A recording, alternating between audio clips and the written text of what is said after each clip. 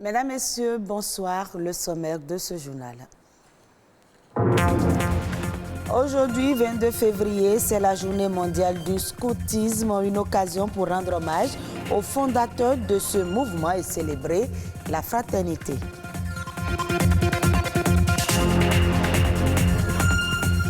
Le sel alimentaire est l'élément essentiel et indispensable dans toutes les cuisines, mais un sel de mauvaise qualité peut avoir de nombreuses conséquences sur la santé. Et puis la cartographie des risques, un outil de prévention des goulots d'étranglement d'une entreprise. C'est un réflexe inexistant chez les promoteurs d'entreprises, pourtant elle est indispensable dans la suivi des entreprises.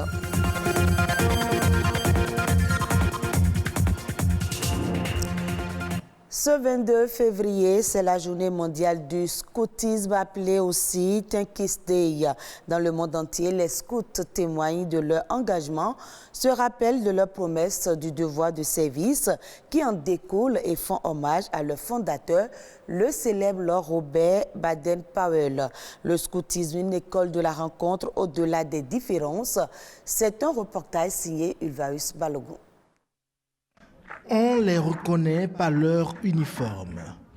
Chemise, manches courtes ou longues selon les grades, avec des épaulettes, foulard noué au cou, corroboré par un insigne à fleur de lys, à 3 pétales et entouré d'un cordon.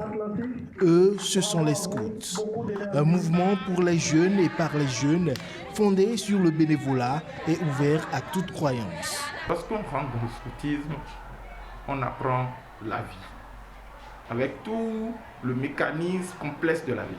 Le scoutisme vous prend, vous aide à mieux vous comporter dans la société, vous donne les outils de base qui vous permettront de mieux vivre en société et vous conduit jusqu'à l'âge adulte. Né de la volonté de Baden-Powell de mettre chaque jeune au centre de ses apprentissages, le scoutisme donne l'occasion aux jeunes de développer leur caractère personnel et leur esprit d'initiative.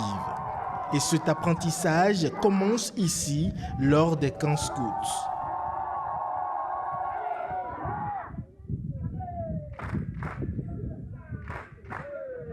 Ce rassemblement est une expérience unique au cours de laquelle les scouts répartis en équipes apprennent à vivre en collectivité et à collaborer, les plus grands veillant sur les plus petits, de sorte à développer leur sens des responsabilités et leur capacité à travailler en groupe. Le scoutisme apprend à l'enfant à se prendre lui-même en charge, sur le plan corporel, sur le plan de la santé, etc. Le scout s'engage à aider son prochain en toutes circonstances et en tout lieu. Il y a une valeur vraiment importante au scoutisme, c'est le service. Tu ne peux pas dire que tu es scout si tu ne sers pas l'autre.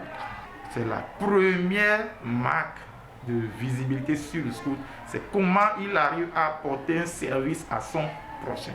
Servir, être tolérant et apprendre à être ami malgré les différences, autant de valeurs mises au service de l'éducation des scouts et qui peuvent s'avérer nécessaires dans la vie professionnelle. Je peux dire que le premier boulot que j'ai eu, si je n'avais pas fait de scouting, ça m'aurait été compliqué. Parce que j'étais très jeune, diplômé, je n'avais aucune expérience, mais c'est comme ce boulot était dans la protection des enfants, de l'accompagnement des enfants, et puis leur démontrer que j'ai de l'expérience. Étant donné que ça me faisait plus de 10 ans de temps où j'encadrais des jeunes. Donc quand j'ai pu démontrer ça, et que j'ai pu prouver que j'ai suivi des formations, et qu'après les formations, j'ai encadré des jeunes de façon bénévole pendant un certain nombre d'années, j'étais considéré comme quelqu'un qui avait de l'expérience. À ce jour, le scoutisme est présent dans tous les départements du Bénin, avec plus de 20 000 jeunes en activité chaque année. En matière de gastronomie, le sel est un élément essentiel pour réussir ces recettes. Cet ingrédient de cuisine est certainement le plus utilisé. En cuisine, plusieurs variétés sont disponibles sur le marché, mais toutes ne contiennent pas les éléments nutritifs adéquats.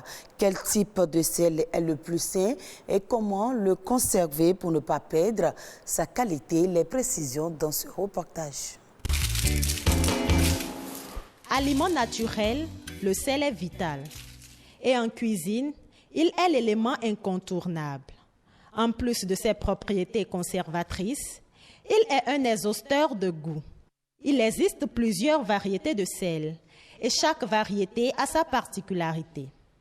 Dans les sels de cuisine, qui sont souvent appelés sels de table, souvent iodés. Les sels de Guérande qui sont très riches en magnésium. La fleur du sel, très appréciée par les chefs. Le sel rose d'Himalaya, très riche en magnésium, mais par contre sont très pauvres en iode. Le sel marin gris, non raffiné, dont le nutriment est bien conservé. Le sel aromatisé, ça c'est un sel purement pour se faire plaisir. Et puis dans les gros sels.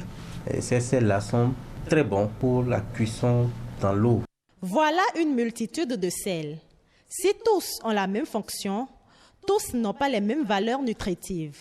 Au quotidien, c'est toujours mieux d'utiliser le sel de table blanc iodé. Déjà, ce qu'on peut faire à ce niveau, c'est d'éviter de prendre les sels vendus à l'air libre, qui ne sont pas conservés dans des bocaux ou bien dans des emballages bien protégés. Il faut éviter au grand maximum ces sels-là. Ces sels-là, avec le temps, perdent de leur substance, perdent de leur iode. Donc, les sels qui sont dans les emballages, alors prenons le soin de lire les compositions du sel, afin de voir si est-ce que ce sel-là est riche en iode, ou ce sel est plus riche en magnésium. Et en fonction de ce que vous recherchez, individuellement, vous pouvez choisir le sel qui vous convient le mieux. Le choix du sel dépend donc de ses éléments nutritifs. Si le sel iodé est le plus recommandé, le conserver nécessite une grande précaution. Vous mettez le sel d'abord dans un bocal, dans la salière, et vous prenez quelques grains de riz, d'accord, crus, et que vous mettez dans votre salière. Et vous fermez et vous secouez. Alors, le riz permet d'absorber l'humidité contenue dans le sel. L'ennemi numéro 1 du sel, c'est l'humidité. Et ces grains de riz permettent d'absorber l'humidité qui peut être contenue dans le sel. Autre chose, c'est de garder hermétiquement fermé votre salière. Et très important, éviter d'exposer votre sel à un endroit chaud. Des conseils dont on doit tenir compte pour une conservation optimale de la qualité du sel. Des entreprises naissent chaque année pendant que d'autres ferment très tôt leurs portes. L'une des raisons de ces fermetures brusques est le défaut de cartographie des risques, un véritable outil de prévention et de gestion des risques au travail. Que gagnent donc les entreprises à disposer d'une cartographie des risques? Armand Badedji est expert en management de la qualité et nous parle de la cartographie des risques, notamment de son utilité. Les entreprises ferment leurs portes juste parce qu'un risque n'a pas été identifié, ou bien un risque a été identifié mais a été mal évalué, ou bien a été identifié mais a été carrément ignoré. Et quand ce risque survient, vraiment, les entreprises ont du mal à pouvoir gérer ce risque puisque rien n'a été prévu comme action de maîtrise de risque. Et donc du coup, le temps qu'il faut pour mettre une action, prendre une décision, les ressources qu'il faut pour gérer le risque, ils sont souvent, c'est dit un peu tard et subissent ce risque. Ils perdent soit des marchés, ils perdent soit des clients, ou bien carrément c'est des risques liés à la fiscalité, à l'impôt, ils sont fermés, sont redressés. Voilà, donc beaucoup d'entreprises aujourd'hui ferment leurs portes et des projets échouent juste parce que l'aspect risque est souvent négligé. Bien vite, et j'exhorte les entreprises, les chefs d'entreprise à identifier les risques liés à leur activité. Ils n'ont rien à perdre à le faire. Ils n'ont rien à perdre à prendre des mesures pour anticiper. C'est donc pour gérer ces risques qui peuvent nuire à l'entreprise qu'on élabore un document qu'on appelle cartographie des risques. Toute entreprise doit pouvoir détenir cet outil-là, ce document qu'on appelle cartographie des risques. Et la preuve, vous voyez, aujourd'hui, toutes les normes de management ISO prioritairement, ISO 9001, 14001 pour l'environnement ou 45001 pour la santé et la sécurité au travail, toutes ces normes-là exigent qu'une entreprise puisse identifier ses risques et puisse les maîtriser à travers le document qu'on appelle la cartographie des risques. Hors du Bénin, le gouvernement marocain compte dédier 403 millions de dollars en 2022 à son programme de subvention de la farine nationale de blé tendre courant jusqu'à la fin avril prochain. Le montant prévu est en progression par rapport à l'allocation de l'année dernière et représente près du triple de l'enveloppe moyenne consacrée ces dernières années. Ce renforcement du soutien des autorités à la consommation s'inscrit dans un contexte où le pays qui traverse actuellement sa pire sécheresse depuis 30 ans est confronté à une hausse des coûts d'approvisionnement en blé sur le marché mondial. Le Maroc est le 3e consommateur africain de blé dans le pays qui dépend à hauteur de 40% des importations pour satisfaire ses besoins. La récente flambée des prix de la céréale sur le marché international représente un casse-tête pour les autorités. Le reste de l'actualité à l'international, c'est dans Eco-Inter, préparé et présenté par Patrick Adjagbodjou.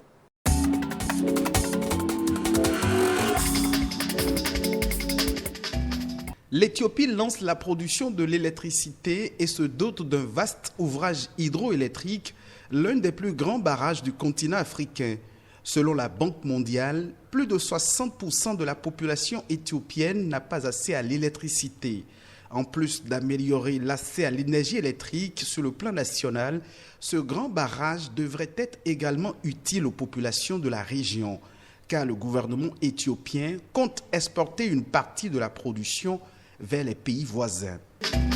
En Espagne, le pari de l'énergie renouvelable s'est avéré catastrophique pour de nombreuses familles espagnoles qui ont investi dans le photovoltaïque depuis une quinzaine d'années.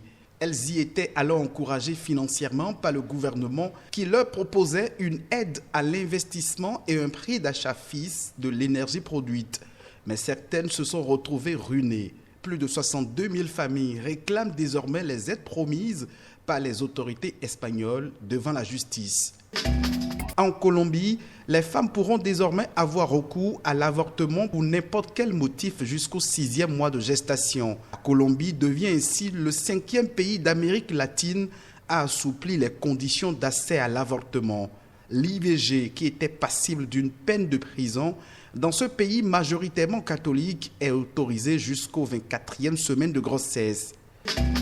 Enfin, les nouvelles ne sont pas du tout bonnes pour les fans du triple vainqueur de la Coupe du Monde avec le Brésil. La santé du mythique numéro 10 de la Seleção, Pelé, se dégrade. Pelé est encore victime d'une infection urinaire au cours de sa chimiothérapie.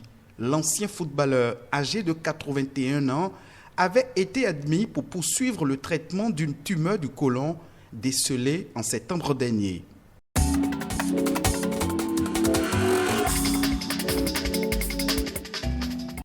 Et ce sera tout pour ce journal que vous pouvez suivre également sur le site de l'ORTB, www.ortb.bj.